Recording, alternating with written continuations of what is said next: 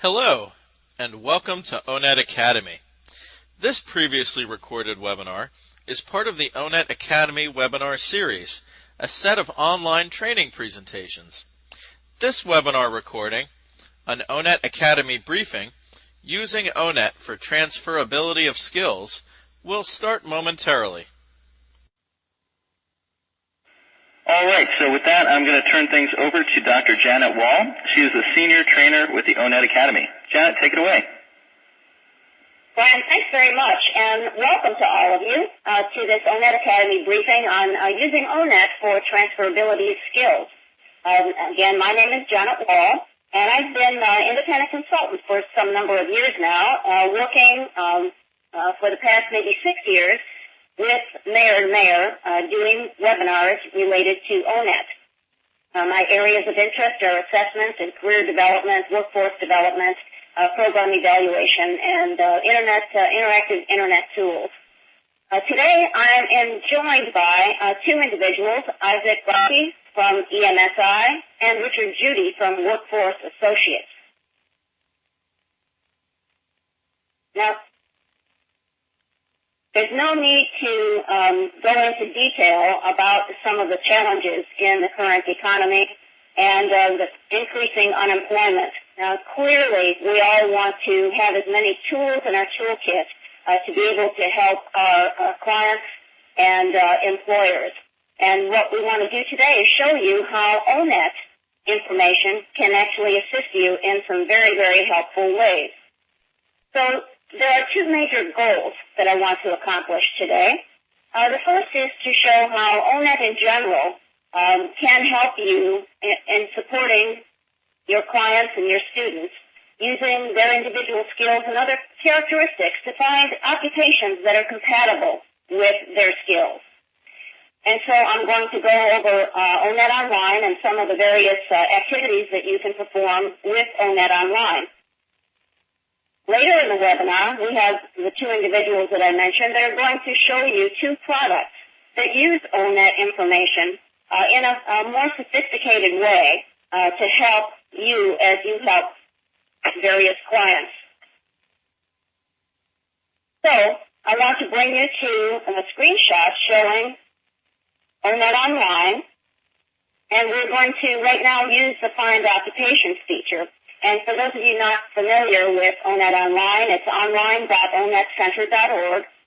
And for this example, we are going to presume that a person's current occupation was electric, motor, power tool, and related repairers, and they're being laid off, or they've lost their job, or actually want to transition to a new occupation. So we would click on Find Occupations and enter the person's current occupation of electric, motor, power tool, and related repairers into the keyword section of Find Occupations. Just as a review, you can see here by looking at the screenshot that you can actually enter the Onet information in a variety of different ways using job family, Onet descriptor, STEM discipline, job zone, and high growth industry. But we're going to focus on the keyword portion right now. And when you click on Go after entering that occupation, what it does is it brings up the usual summary report. And the summary report includes a variety of information to help you, such as tasks, knowledge, skills, abilities, work activities, work context, job zone, work interests, work styles, work values, and related occupations and wages and employment. So there's an awful lot of information there for you to utilize. But what I want to do now is to go into the detailed reports and show you how you can utilize that information in a more definitive way. So we would click on Details for that particular occupation, and we would go to the Skills section. You see that in the top left-hand corner, the Skills. And what we have here is a listing of the variety of skills for that occupation of electric motor, power tool, and related repairers. And we can see that the importance level runs from the highest importance down to the lowest importance levels. Now, in the Onet system, they label anything that is rated at 69 and above as being very important. So you can see the various skills that are within that red shape are all above 69 or above. And this comes from the information that's actually provided through the questionnaires that the Omet system asks job incumbents and job analysts to actually provide information. So we see that 6 skills make the cut of being considered very important. And those are repairing and troubleshooting, equipment selection, equipment maintenance, installation, and critical thinking. Now what we want to do is find occupations that also have those skills as being very important. So what we would do then is we would go back to Onet Online, and we would do a skills search. And if you click on skills search, what it asks you to do is to check off those skills that are important. So we take those 6 skills that made the cut, and we check the box that is related to that particular skill. So here you can see that we have checked off those 6 skills that were considered important in that original occupation. All right, then we would ask the tool to do its job, and what it does is it brings up a listing of occupations that actually have those skills considered to be important as well. So we see here on the first occupation, derrick operators, oil and gas, that 6 skills have been matched. And so those same 6 skills in that original occupation are also considered very important in the listing of occupations that we see here. We can see in that red shape, within that red shape, that we see that occupation again, electric motor, power tool, and related repairers. So clearly it's going to match up with those same 6 skills. So the original occupation is going to show up on your list. Now, we also have the job zones, and these are ordered by job zone. So first they're ordered by the number of skills matched, and then they're ordered by job zone. So derrick operators, oil and gas, are job zone 1. But those same skills in that original occupation are considered important for derrick operators, oil and gas. And so then we have boilermakers, and we have rotary drill operators, oil and gas, and so on down the line. And so what you would do is if a person might be interested in that new occupation, you would merely click on that occupational title, and it would bring up for you the Onet summary report. And then you can work with your client and show them the other characteristics of this new occupation to see if they find that compatible and they could easily transfer their skills from the former occupation to the new occupation. All right. This slide shows that there are 68 matches, and I just wanted to show you a few more. So you're not seeing all 68 yet, but you can see that, again, on the left-hand side, the number of skills matched is shown, and then it's ordered by job zone. All right, let's do another example. And this is Computer Systems Analyst. And so, again, we would go to the detail report, and we see now that there are 16 skills that are 69 and above. And that includes now active listening, reading comprehension, complex problem solving, critical thinking, and so on down the line. So we want to take those skills and enter it into the skill search to see what other occupations are compatible with those skills. And I'm going to do this in 2 different ways. First, I'm going to use just the top 6 skills, and then I'm going to use all 16 skills. So you see what the outcomes are in each case. And I'm just using 6 skills as an example. You could use all 16. You could use 10. You could use fewer if you want. So it's kind of up to you. But there were 16 skills matched, and we'll see what kind of outcome we get with that. But first, we're entering the skill search with those top 6 skills. And so we would just check off those boxes that are compatible with the 6 original top skills. And we get 310 matches. So we see that network systems and data communications analysts comes up first on the list. Then web developers, web administrators, respiratory therapy technicians, and so on. So again, with any of these, you just click on the occupational title and it will bring up the summary report for that occupation. So 310 matches might be a bit overwhelming. So you might want to use more of those skills. So here is an example of what would happen if we used all 16 of those skills that were considered very important in that original occupation. And we can see, not surprisingly, that computer systems analyst comes up on the list, as it should. But in this case, we get fewer matches. We get 26 matches, and that might be more reasonable for working with an individual client. But again, it's ordered by the skills, number of skills matched, and then by job zone, and then we get the occupational title.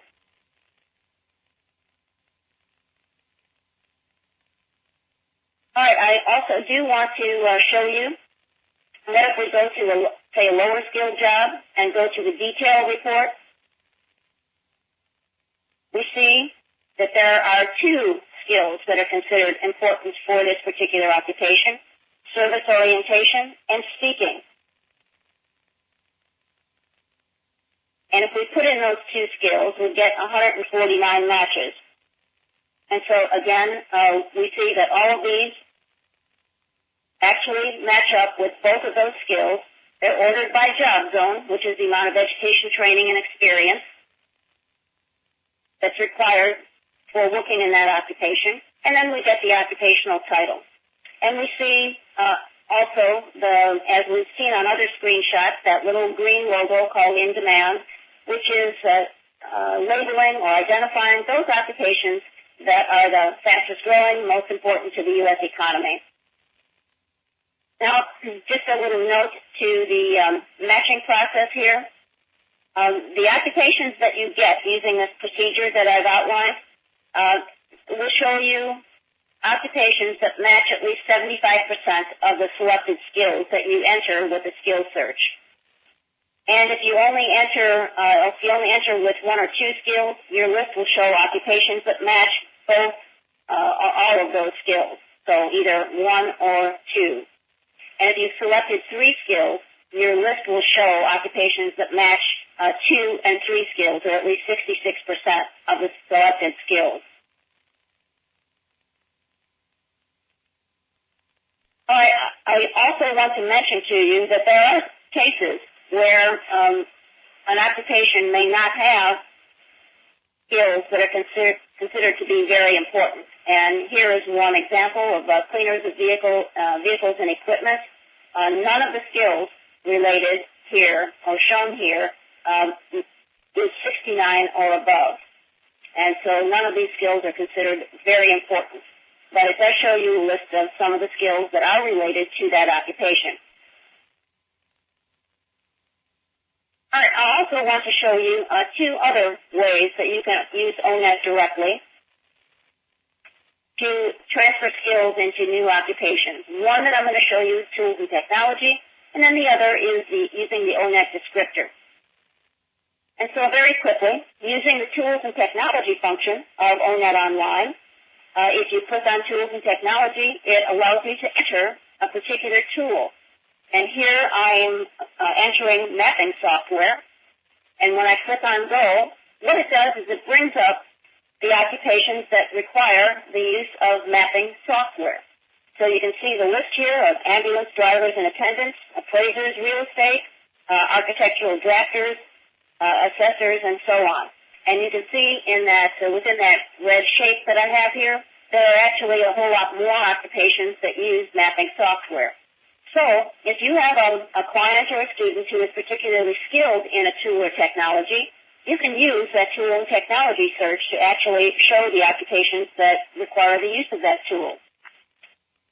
One other quick example, entering web page creation and editing software brings up a list of occupations that do use that as a technology.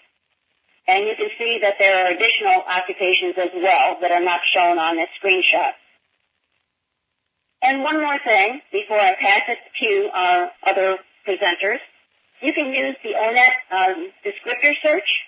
And again, you would go to Onet Online and use the skill descriptor search. And doing so, you can actually search by knowledge, skills, abilities, work activities, interests, work values. But we're going to do skills. And so we would use the drop-down menu to select skills and then click on Go. And that will then bring up a list of the skills used in Onet. And here are some of them on the left-hand side. Basic skills, complex problem-solving skills, resource management skills, social skills and system skills, and technical skills. We're going to use the basic skills. And when you click on basic skills, it bursts out into the basic skills that are used within the Onet system as active listening, active learning, critical thinking, learning strategies, and so on. And we're going to, as an example, use critical thinking.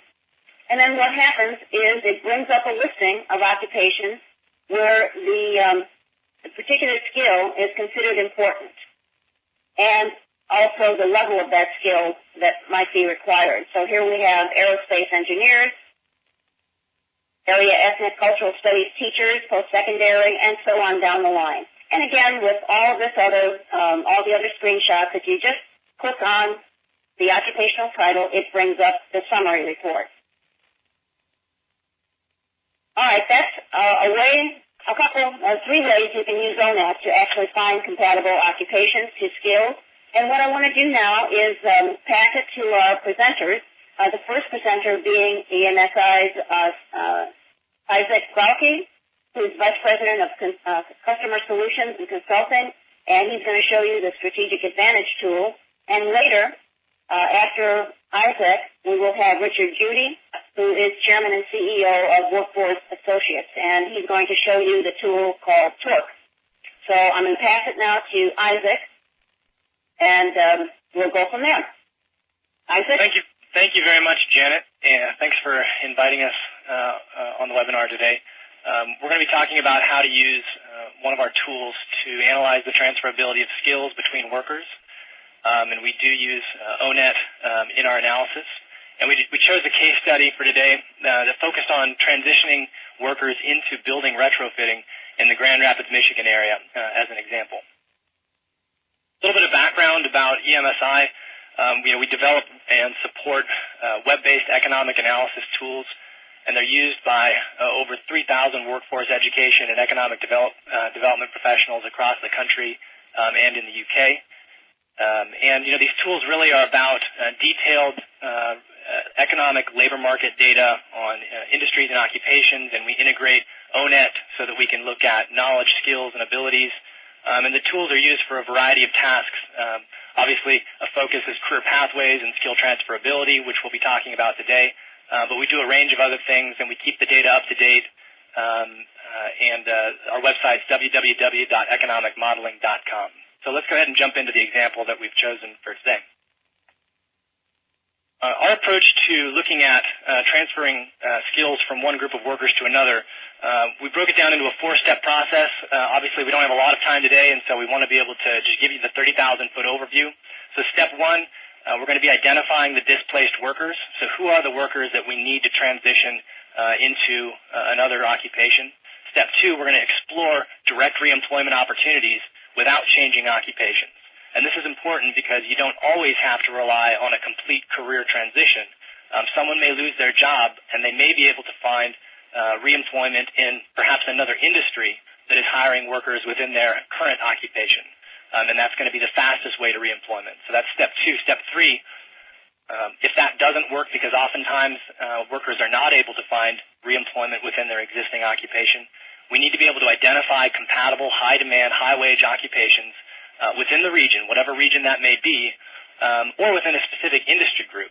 And again, today we're choosing building retrofitting, and we've chosen building retrofitting as an example because there's a good likelihood that with the current economic stimulus package, there's going to be a lot of investments made in retrofitting buildings to make them more environmentally friendly. So these occupations are most likely going to be in demand, and there's an opportunity for regions to transition their declining workforce into this emerging area. And that could go for any of the other areas that may get investments because of the stimulus package as well.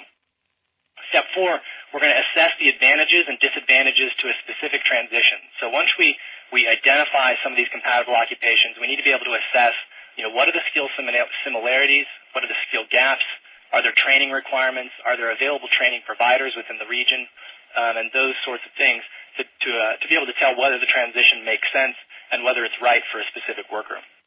So that's the overall approach, and let's go ahead and jump into step 1.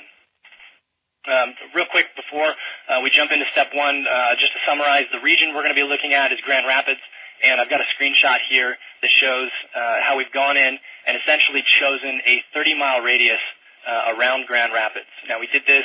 It's essentially a grouping of zip codes. We could have done a 40-mile radius, 50-mile radius, and I felt like this was a good representation of what someone might consider how far they would be willing to travel within the Grand Rapids area in order to make a career transition. So that essentially makes up our labor shed. So step 1, identify the displaced workers. Now, this can be sometimes very obvious. It may be that you've got a job seeker who comes in at a one-stop center and who's able to tell you what their current position is.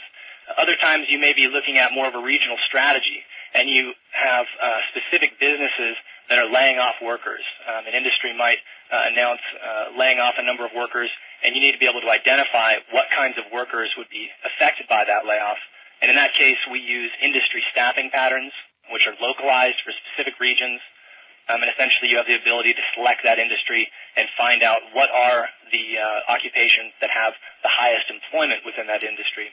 And of course, when you can, you always want to be able to ground truth that with the business. But oftentimes they don't necessarily tell you what kinds of occupations will be affected by the layoffs. So you can use those industry staffing patterns there to do that. For our example, in terms of identifying those displaced workers, we decided we would use the region's fastest declining occupations over the last 5 years, or 6 years, from 2002 to 2008, and use the most recent labor market data in order to identify which occupations in Grand Rapids, this 30-mile radius, have been declining and would most likely be unemployed currently today. And as you see on the screenshot here, fastest declining occupations, you've got the bar chart with 2002 in the blue and 2008 in the orange. And you can see the declining occupations here. Team assemblers comes out on top, losing about 1,400 positions over this time period. So team assemblers is going to be an occupation that's going to most likely need to be looking for career transitions. Moving on to step 2. We want to be able to assess whether there are direct reemployment opportunities. Now, we've seen a bunch of decline with our sample displaced worker, the team assemblers. So it may be difficult for them to find reemployment as a team assembler. But what we did is we went ahead and ran an inverse staffing pattern for this 30-mile radius area in order to reveal other industries that might be hiring team assemblers. And we did come up with a few industries that were hiring these workers. And you can see on the bar chart again, now we're looking at 2008 in the blue and 2013, looking at the projection in the orange.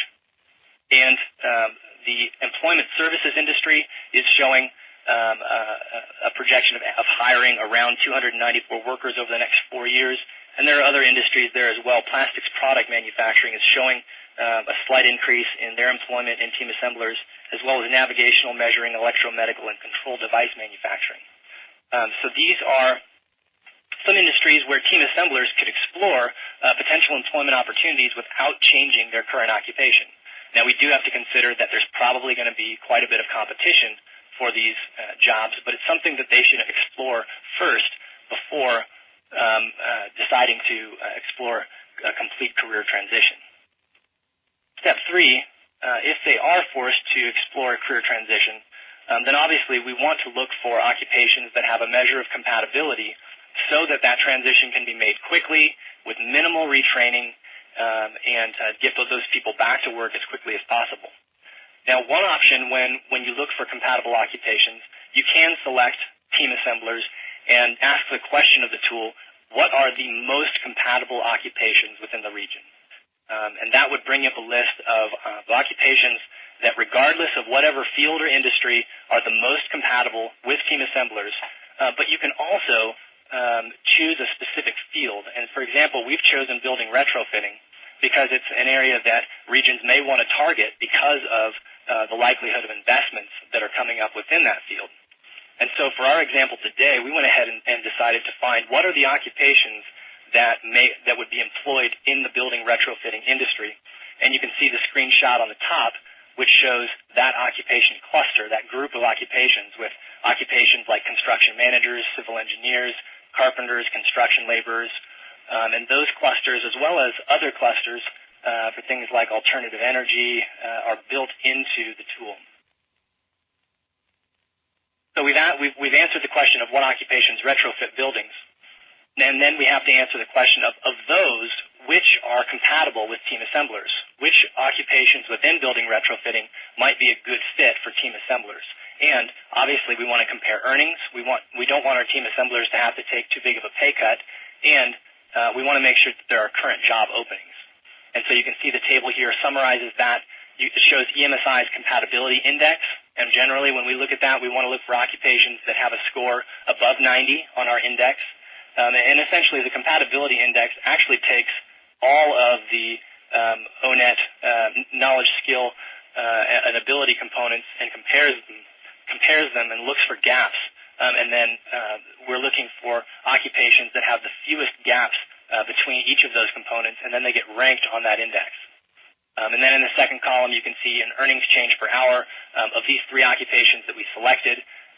You're going to see an earnings increase, and there's actual annual opening of data, which is essentially the new and replacement jobs that are available in these occupations over the next 5 years. And we could have looked at this historically. We could look at a 10-year projection, but here we're looking at annual openings projected over the next 5 years. So these, because of the earnings, because of the annual openings, and because of compatibility, these occupations are a good potential candidates for transitions for team assemblers. So we've identified those occupations, and now step 4, we want to assess what are the advantages and disadvantages to this transition. And the transition that we're going to look at is actually the team assemblers to construction laborers.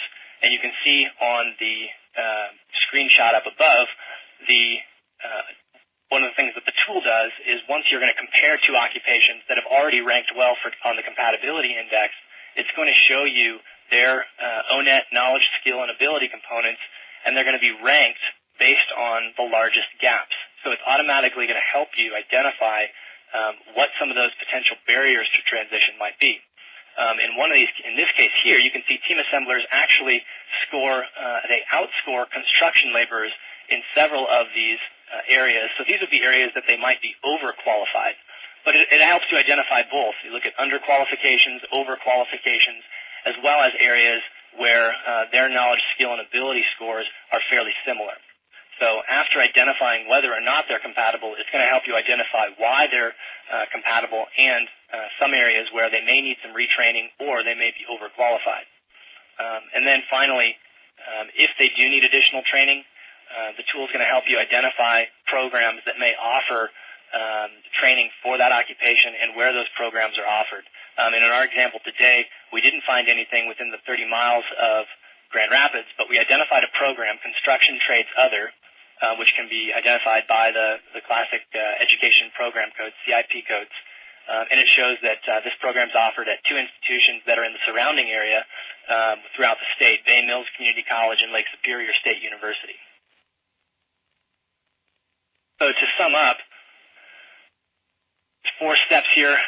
Start off by identifying those displaced workers and first explore whether there are any direct reemployment opportunities in other industries that may be hiring those workers. And if that doesn't work out, then explore the career transitions and you can identify compatible occupations in the economy as a whole or within specific fields like building retrofitting. And then step 4, assess the advantages and disadvantages to that transition. Look at the occupational earnings to make sure that that makes sense. Look at the job demand and then the skills, gaps and similarities, and make sure that there are training providers that are available if there's additional training required for that occupation. And that wraps up EMSI's approach to transferability of skills. Isaac, thank you very much. Very, very informative. We have Isaac's contact information up on this next screen. So if you want further information, I'm sure Isaac would be happy to talk to you. Our next presenter is Richard Judy from Workforce Associates. And Dick, take it from here. Thank you very much, Janet. And good afternoon or good morning to those of you who are still where it is morning. And thanks for inviting us to participate here. I'm going to give you a fast tour of torque. It has to be fast because it's 15 minutes, and Janet's very, very strict about things like this. And it means I can only scrape the surface of what torque can do. Think of torque kind of as a GPS tool. Think of it as torque is to the Onet and LMI and other data like GPS is to longitudinal and latitudinal data. In the sense that it's a highly useful integrator of data from a very large number of sources. The next thing we want to do is just to kind of move in and say, well, what is torque? Well, it's an online analytical tool, for starters.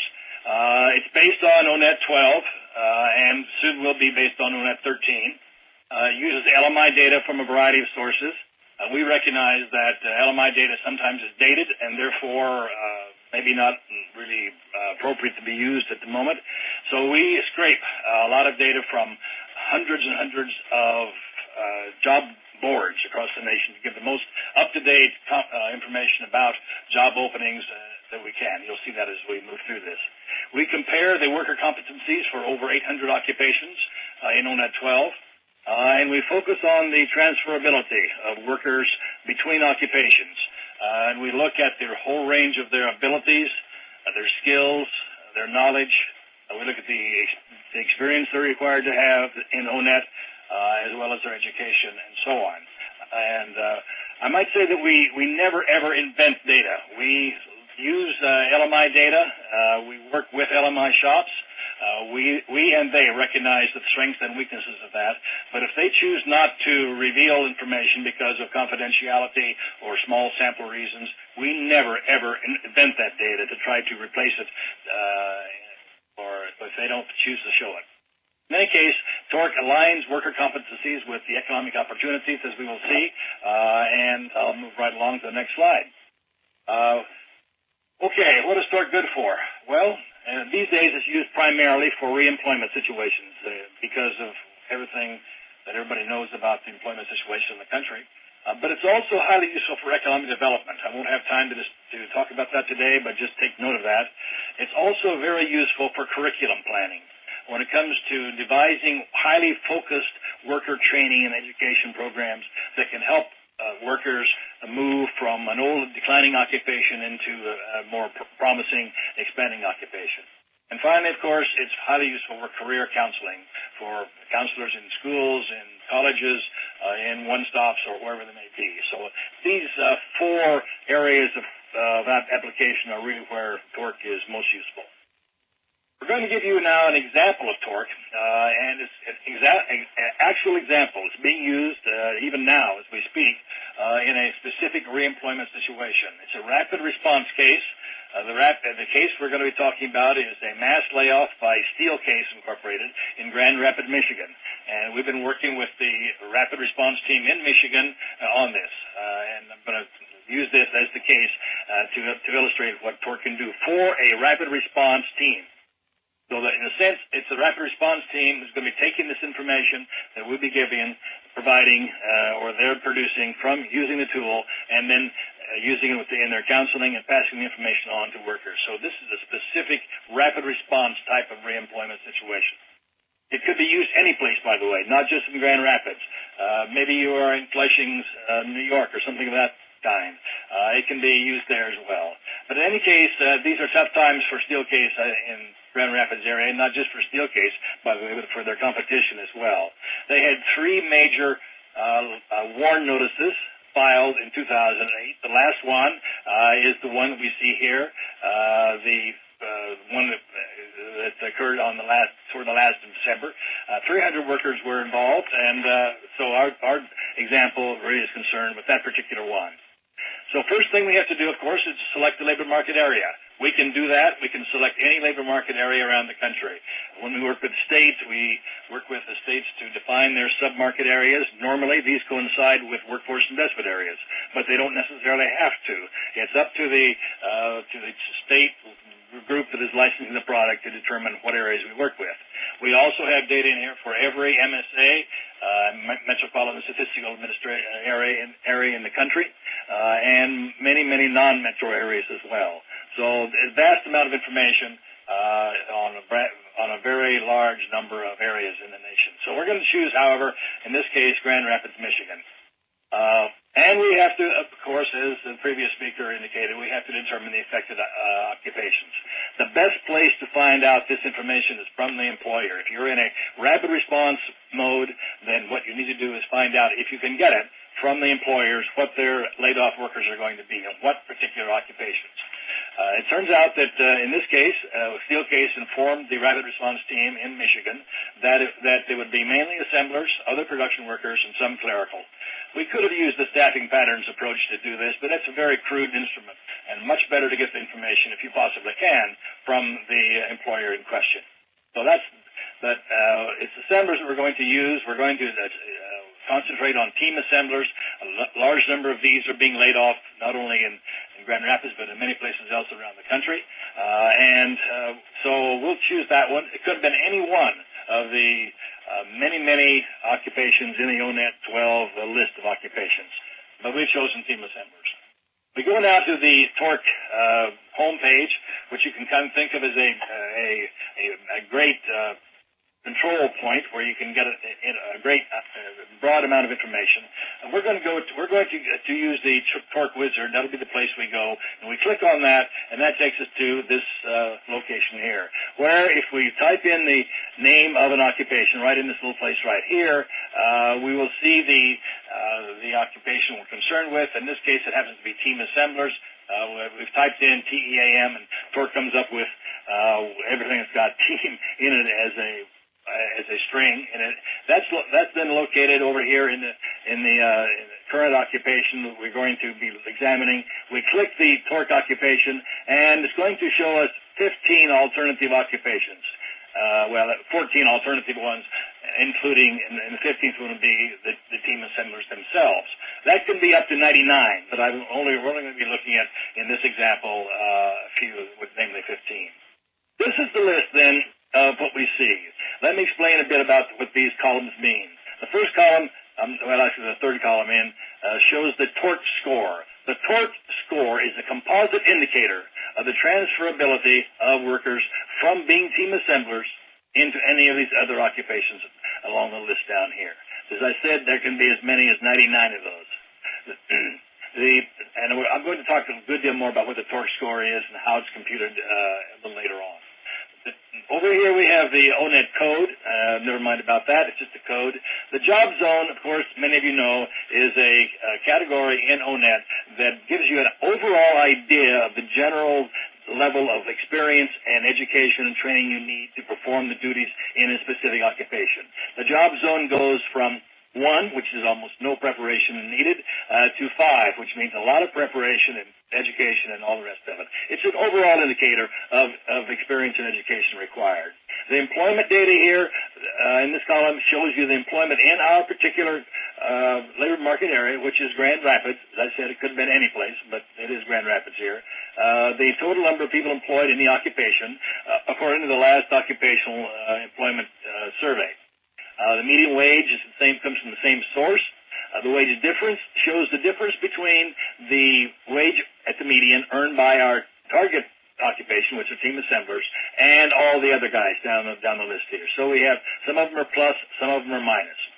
The total openings are the total number of job openings projected by LMI in the state of Michigan for this particular area, comprised of both job growth and the occupation and also net replacements. And finally, the percentage term over here, the percentage growth. So that gives us, that's the interpretation of all this information that you come up with.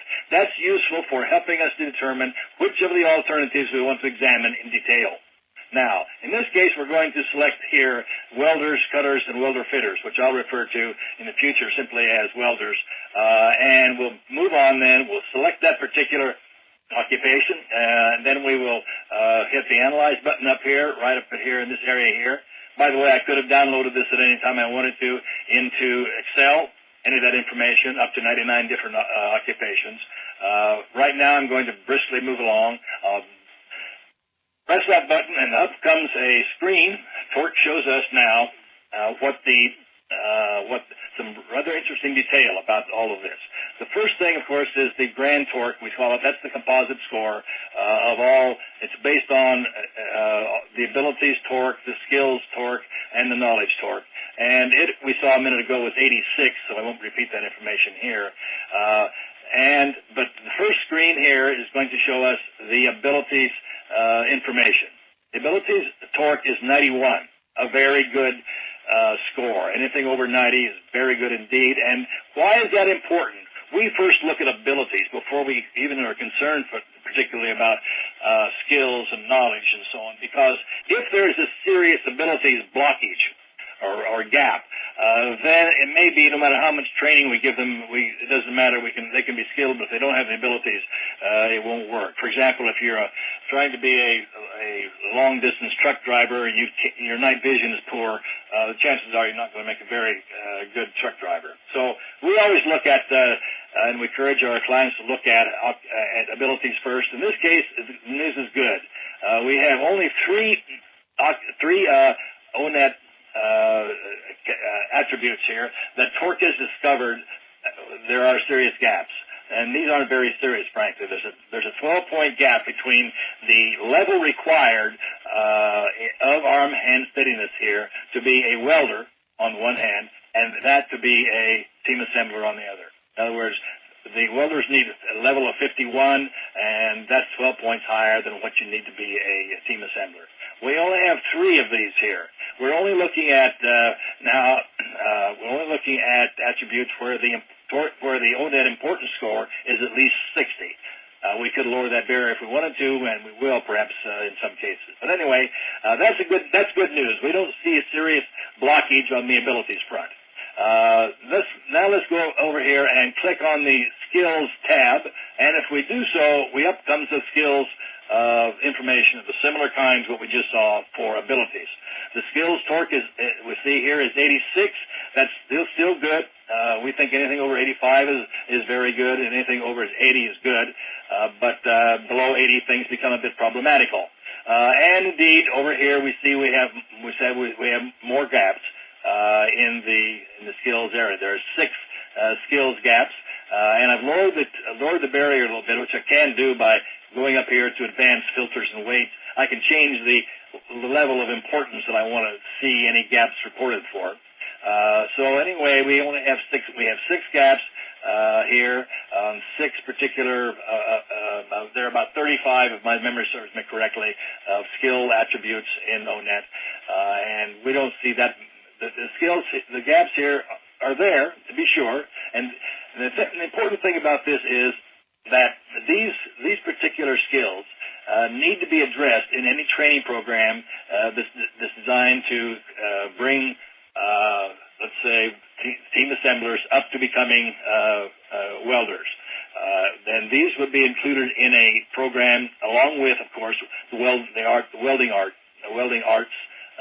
To address that issue. So we always have a list of these things that can become the curricular foundation for a training program to help close the gaps.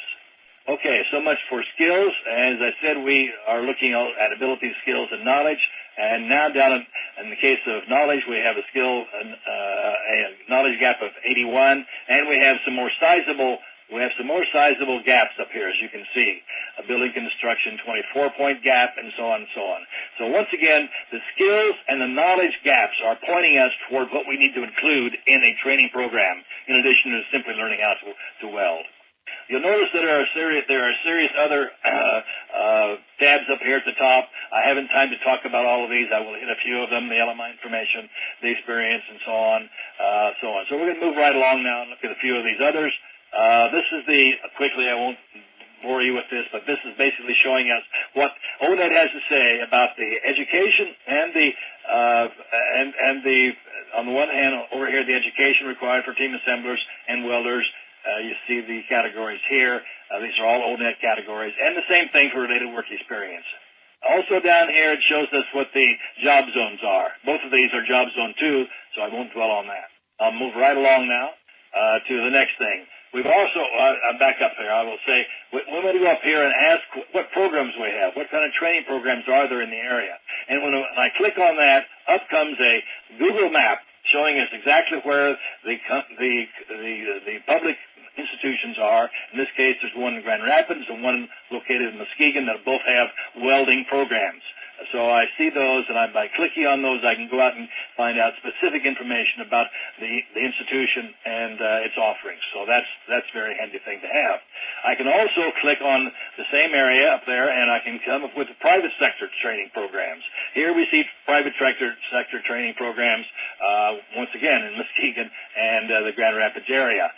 So that's a very useful sort of thing to have. Current, up-to-date information. We can click on those and go directly to the institutions to find out. By the way, I haven't time to show you today, but when we look at employers, we can do the same thing with employers. And employers' data comes up from the Info USA database, shows you exactly where they are, gives you, in most cases, the contact person, could be the HR person or whoever's in charge there, also on a Google map. Next thing we do is we've clicked on the LMI tab up here, and the LMI is showing us the information for these two occupations, the entire range of wages. We can see the 10th percentile that welders, cutters in the red line are making more at every point along the way than are the team assemblers, and we see the projected employment. In this case, it's only for 2014, but we have the latest information from LMI in Michigan. Okay. Next thing we ought to go, let's go see if we can find anything else out there. What I've done here is to click on the jobs.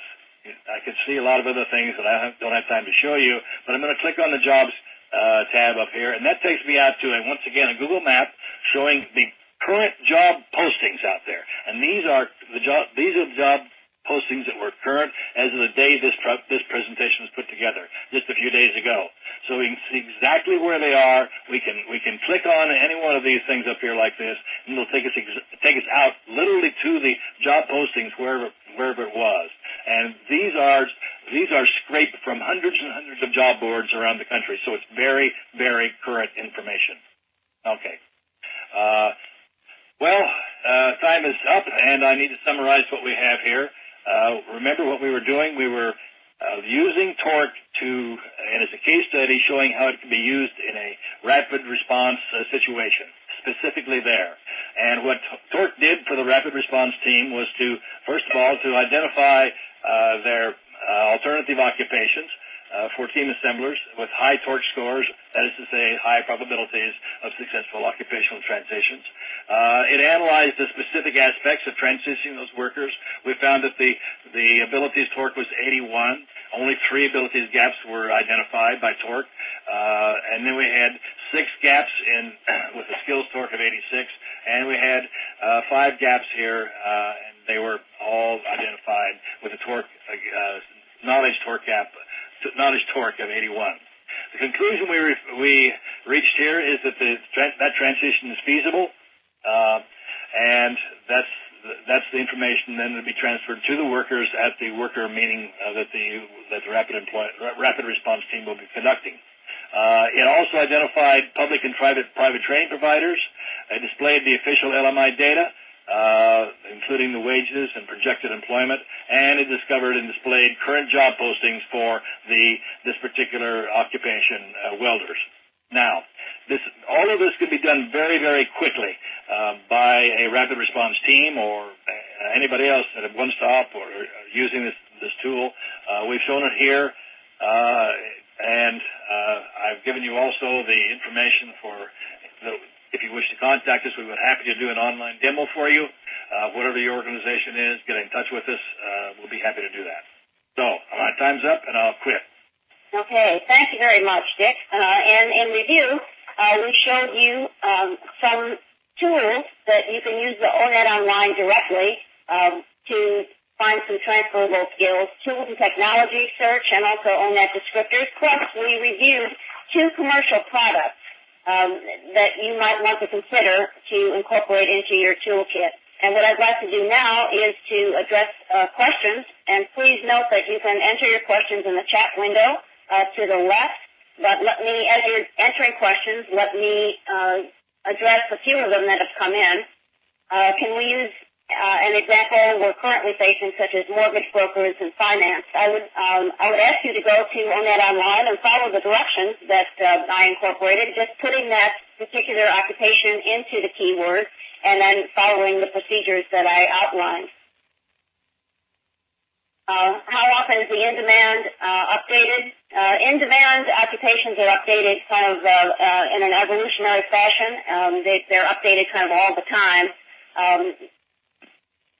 Let's see. What does job zone mean again? Job zone is just a number, an indicator of the amount of education, training, and experience that's generally required by an occupation.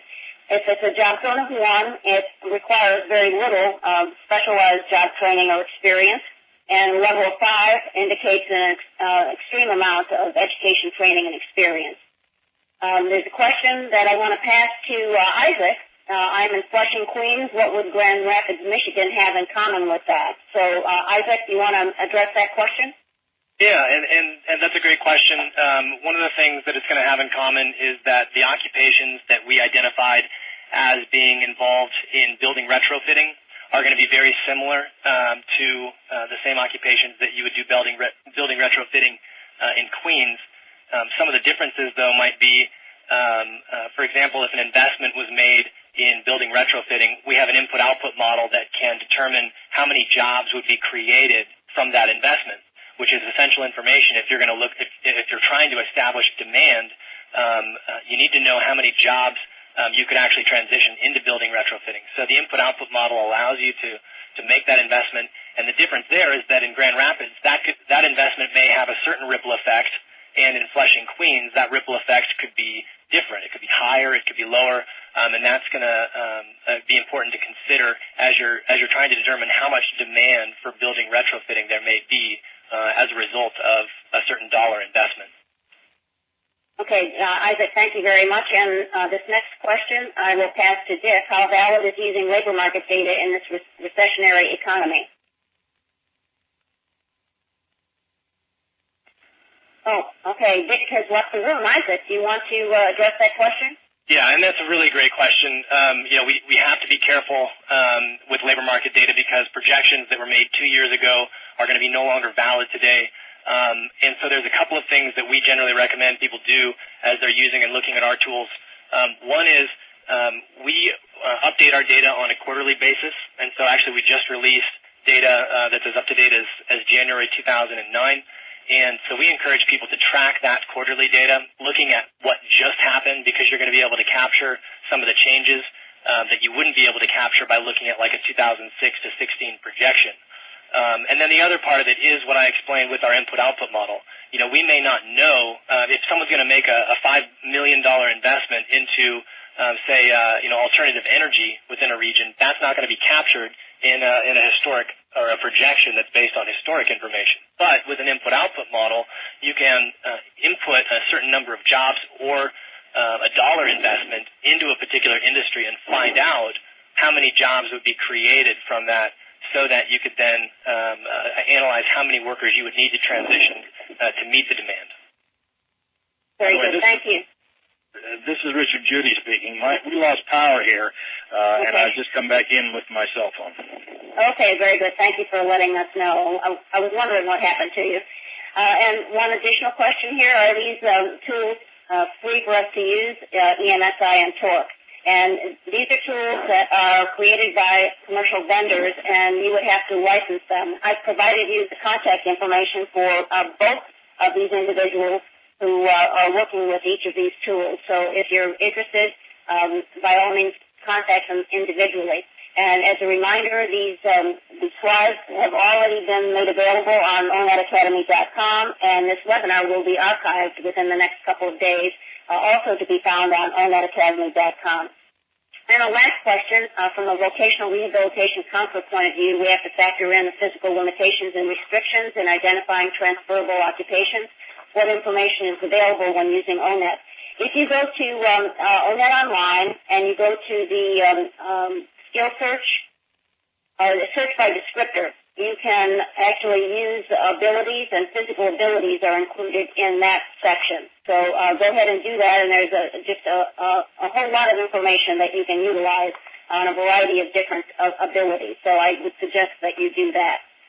No other questions have come in, and our time is up. I want to thank you very much for attending this webinar, and I do want to also thank our two presenters, from Isaac from EMSI and Dick from Workforce Associates.